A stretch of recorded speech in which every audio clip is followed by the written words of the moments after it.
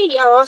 Um, let's see. Last Monday, I did a video really talking about some of the reasons why manifesting feels like such a fucking chore if you're in the black body. Okay. I want to add another layer to that this week, and then next week I'll start digging deeper into the individual things that I've mentioned. Okay. This week I want to talk about why manifesting feels so hard if you are a person that identifies as ADHD, neurodiverse, anything. I have been diagnosed ADHD late in life. I was, I think, 42.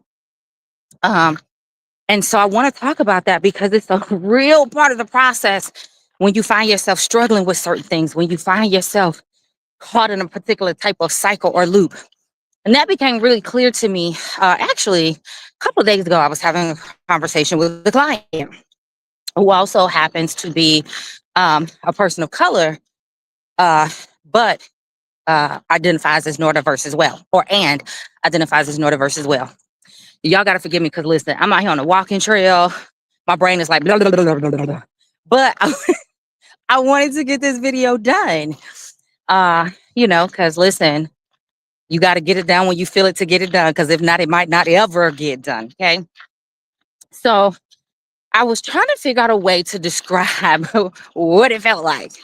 And I realized trying to manifest while being neurodiverse, specifically for me, ADHD, feels like you're tripped out on acid. Now, have I ever taken acid?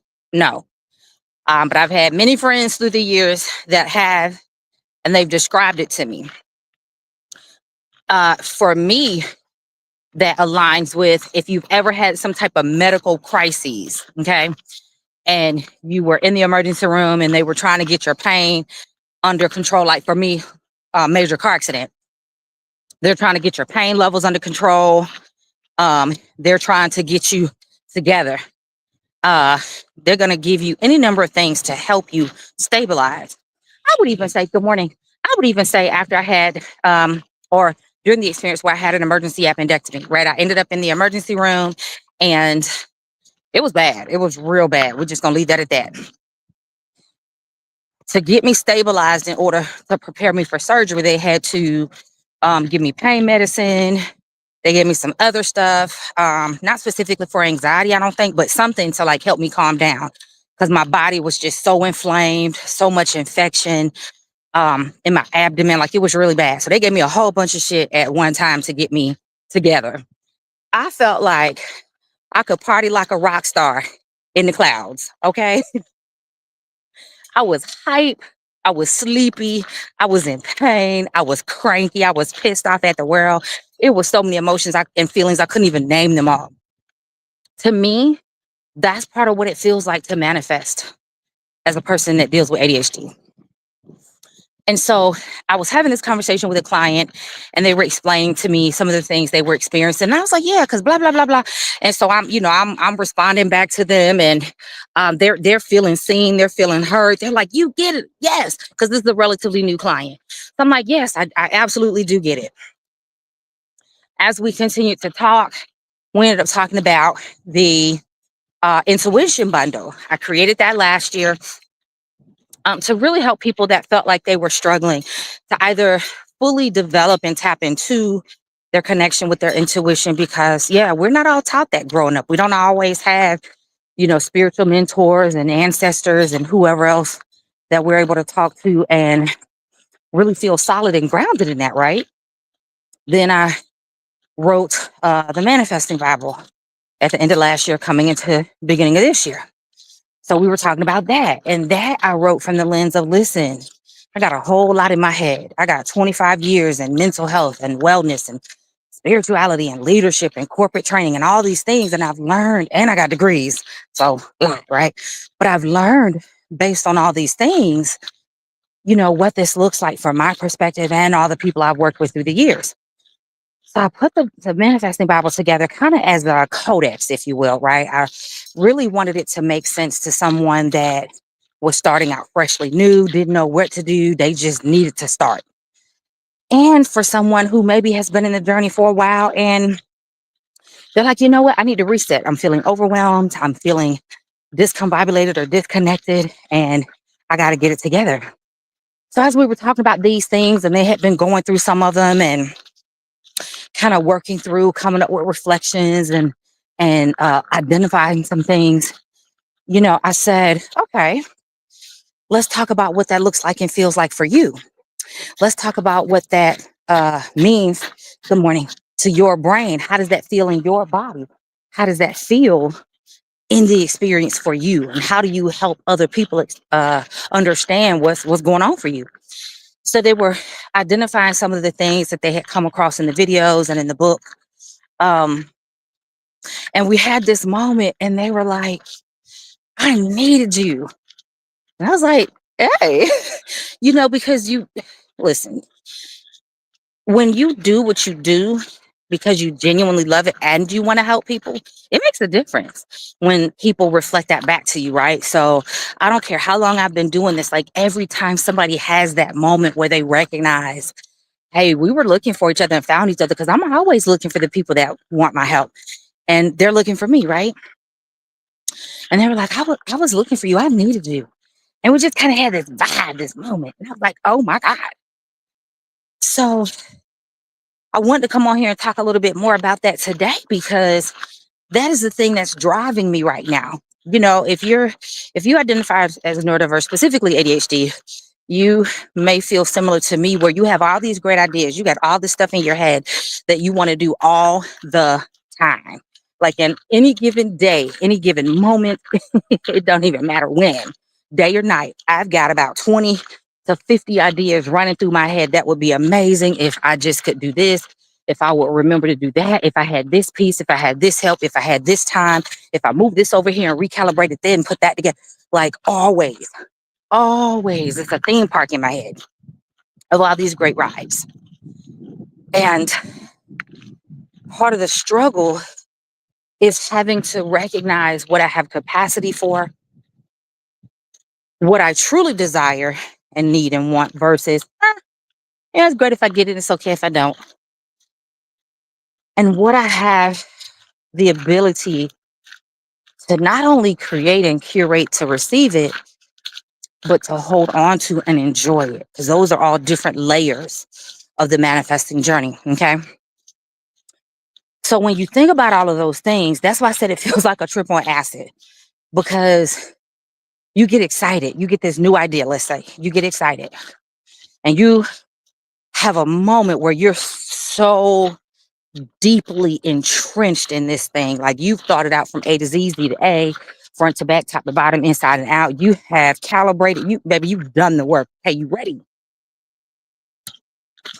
Then a squirrel. So all that work that you just put into manifesting that one thing, though it may be great and though it may be really what you wanted, that squirrel got your attention onto something else that needed your thoughts and your energy. Then you get excited about that thing. And it's like a little spark of fire. One piece of curtain in the corner of the living room sparks on fire. And before you can put that out, it's jumping and it's leaping and it's dancing and the whole house is on fire. And this is what happens because we get so dialed in on that one thing sometimes that we don't pay attention to anything else. On the flip side of that, sometimes we are discombobulated and we have all these great ideas and all these desires and all these wants and all these needs and all this emergency shit happening in life. And we don't have the energy to fix any of it because we fucking tired. Right? There's a real fatigue and brain fog that comes with ADHD and being neurodiverse. There's a real emotional exhaustion and cognitive exhaustion. Because I know we talk about cognitive dysfunction. I want to talk about cognitive exhaustion that comes with being ADHD or neurodiverse. So even though you may really want this thing, even though you may have all these great plans and ideas laid out, you don't have enough capacity to fully finish it. Now, from the outside, people look at you and say, you didn't really want that thing. You didn't care enough. If you wanted it, you would have stayed focused. Girl, dude, you doing too much. People love to say that. You doing too much because they see you when you're hype and you're excited and they're like, go sit down somewhere. Calm down. Go take a nap. But in those moments, you can't, right? And this is why manifesting can be challenging because it's not about the short burst all the times. Yes, sometimes those are absolutely helpful. Sorry, y'all, my nose is itching. uh, but most often for true peaceful manifesting, you need consistency.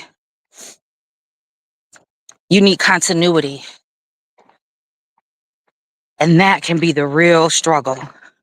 Because you got it on Monday, but Tuesday and Wednesday, it's a gamble. And by Thursday and Friday, you're on to something else entirely different sometimes. So you judge yourself. And you think, I didn't work hard enough. I didn't do enough. If I would have just done so and so, if I had of just, you beat yourself up and down. And that only leads to more of a spiral. So there are no perfect words that I can give you. Honestly, there's no perfect strategy that I can give you because it's never been a one size fits all. That wind is picking up, hitting my throat.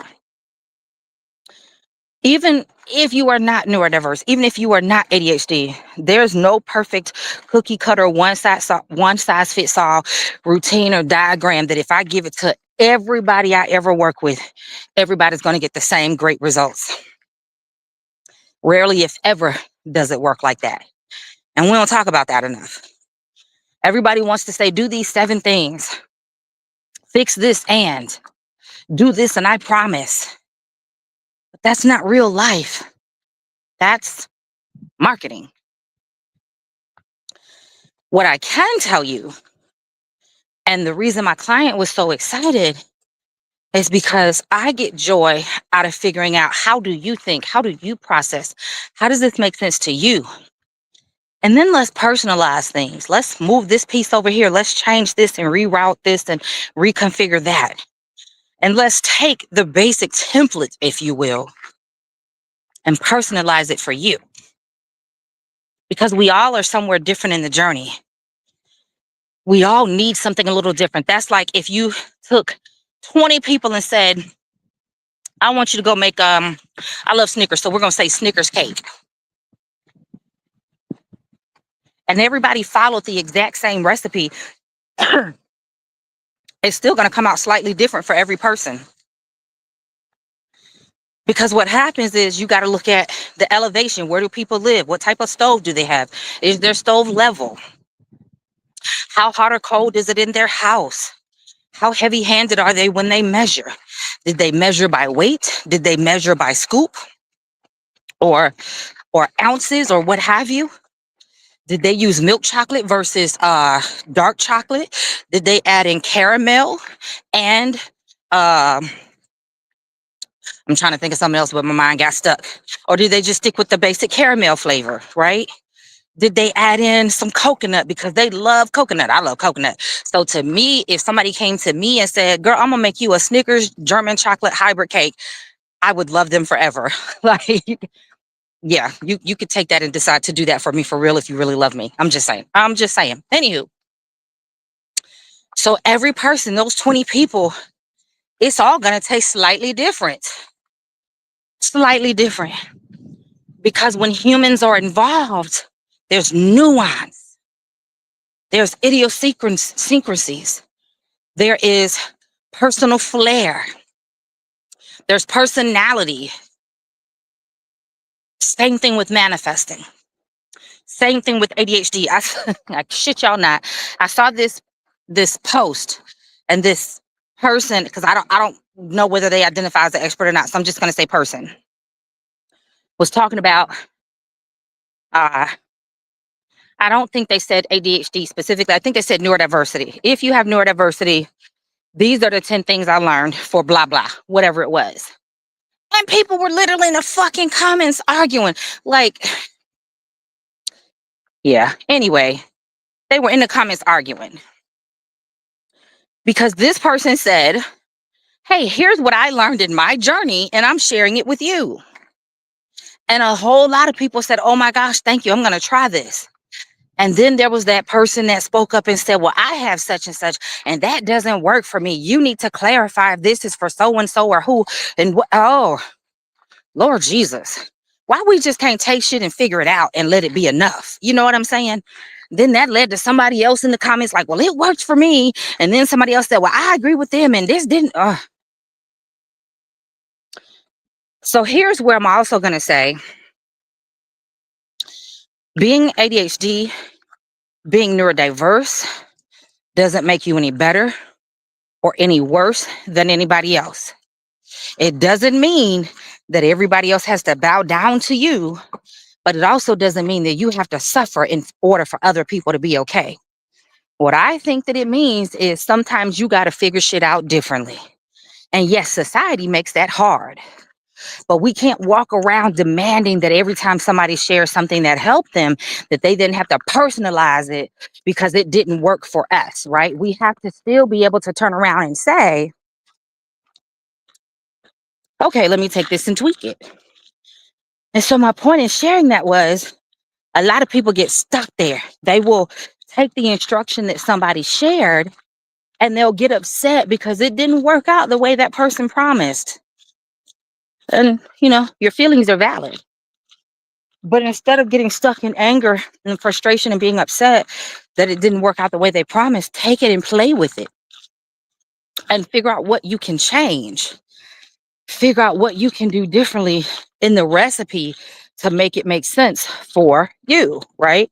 Sorry, my hair is all over the place. And every time it starts flying with the wind, I can feel it pulling a little bit. That's distracting. Anyway,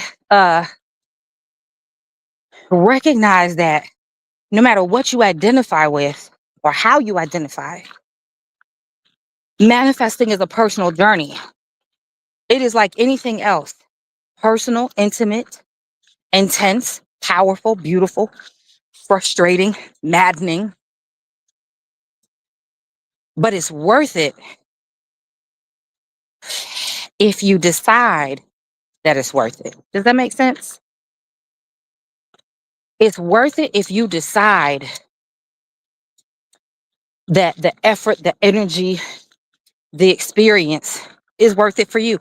Whatever you're looking to experience on the other side of it, whatever outcome you're looking to generate or co-create or curate, however you describe it, it's worth it. And so, yeah, it feels fucked up. It feels weird.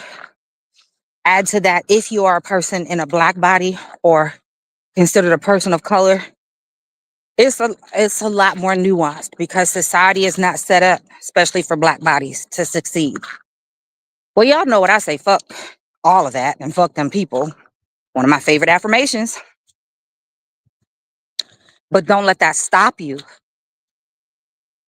from experimenting, playing, having fun, researching, cultivating, putting this over there, moving that, and moving the puzzle pieces until they create the picture that you desire. You are worth that. Nobody else needs to give you permission for that. Okay? Now, I know that how I talk is not how some of you need it to be explained, and that's okay. This helps you to figure out if I'm the person that you should be working with or not, because if not, there's somebody else out there who's going to explain it the way that makes sense for you. And I can say that with honesty because I can understand that there have been people sometimes that explain shit to me and I'm like, oh my God, you are entirely too confusing. Yeah. Why did it take you 20 minutes to get to this fucking point? You should have just said that first, right? Because that made sense to me. Then there are other people that no matter how much they explain it, I don't like it, I don't get it, get away from me. And then there are other people, we just vibe and we just get it. And it's the same when I am explaining things to people. So what I want you to take from this, if you remember nothing else I said, manifesting is personal. And when you look at the different layers of your experience, when you look at the different categories that you can fit yourself in, all of those add nuances to the journey. You've got to decide how to navigate those nuances and not let them get the best of you, but in fact, choose to allow them to become tools and weapons for your success. Okay. It may feel like an acid trip, but it doesn't have to let you down. You still get to have the goodness and the the beauty of the experience that you desire. Take that, work through it, figure out if it makes sense to you.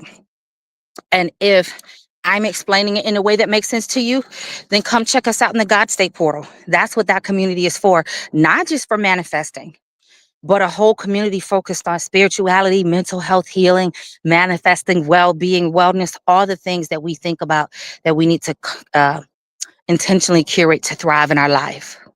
We'd love to see you there. I'll add the information below this video.